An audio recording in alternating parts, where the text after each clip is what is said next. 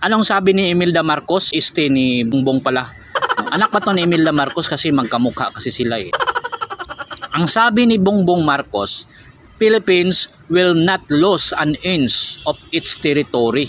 Nako, ang tapang ni Marcos. Pero ngayon, tingnan ninyo kung ano ang napala noong pumasok sila sa Scarborough Shoal. But what would happen? Pinaliguan sila ng water cannon ang ating mga kababayan. Kasi nga, hindi sila naliligo. At dahil doon, tuwang-tuwa naman ang ating mga kababayan dahil at last nakapagligo na sila. So, very insult yun sa ating leader na si Imelda Marcos. Si Bongbong Marcos.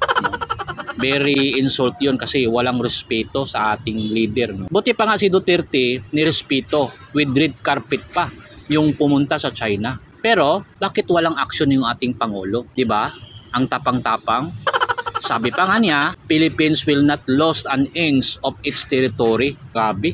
Pero, dahil inangkin natin yung Scarborough Shoal and Spratly Island, pero hindi tayo makapasok, pati yung mga kababayan natin na sailormen. So, ang ginawa ng ating matapang na leader, nakipag-meeting siya ni Xi Jinping to discuss some issue about that event. At pinaliwanag ng ating leader, ating mga kababayan, na maligo muna bago pumasok sa South China Sea. So ngayon, bakit hindi tayo nakapasok sa Spratly Island at Scarborough Shoal? Kahit malapit lang ito sa ating West Philippine Sea. Ipalawanag natin para maintindihan ng mga ignorante ng ating mga kababayan para hindi na tayo maging ignorante habang buhay. Diba? Pag maging ignorante tayo habang buhay, nako, pagtatawanan lang tayo sa ating confidential fund. Araw-arawin na yan. Kahit wala namang ganun sa isang democratic country, kailangan transparency. At wala pa tayong aksyon yung ating mga kababayan na sobrang hirap at sa sobrang mahal ng mga bilihin ngayon at hindi na nakabili ang ating mga mahihirap at hindi na nakakain. At milyon-milyon po yung mga mahihirap sa Pilipinas na wala na pong makain dahil sa sobrang mahal ng mga bilihin habang kumukuha sila ng confidential fund na bilyon-bilyon at pang-travel ng bilyon-bilyon of pesos. Nako, kawawang Pilipinas. So, ipaliwanag natin yung history ng Scarborough Shoal at Spratly Island.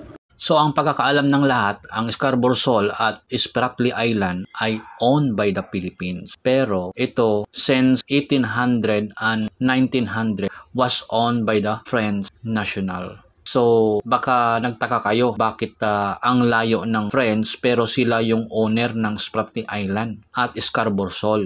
Sila ang owner ng Paracel Island or Spratly Island at during debate in 1884 to 1945, an approach from the rivalry between France, China, and Japan. So during debate of sovereignty, there was no Philippines involved. So very clear, sa haba ng panahon, inangkin ng China ang Scarborough Shoal at Spratly. So, ano ang pinaglalaban natin? Ano ang pinaglalaban ni Tanso? There's no sense at all.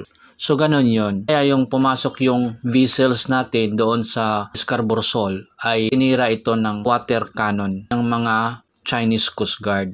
Kasi nga, inangkin na nila yung Scarborough Shoal at Paracel Island or Spratly Island since 1884. So, there's no Philippines involved to the debate or sovereignty. Only China, Japan, and France. Kasi yung France yung owner since 1884. Sila na yung may-ari ng Paracel Island. Kasi sila yung nakadiscover before. So, yun ang story ng Paracel Island or Spratly Island and Scarborough Shoal.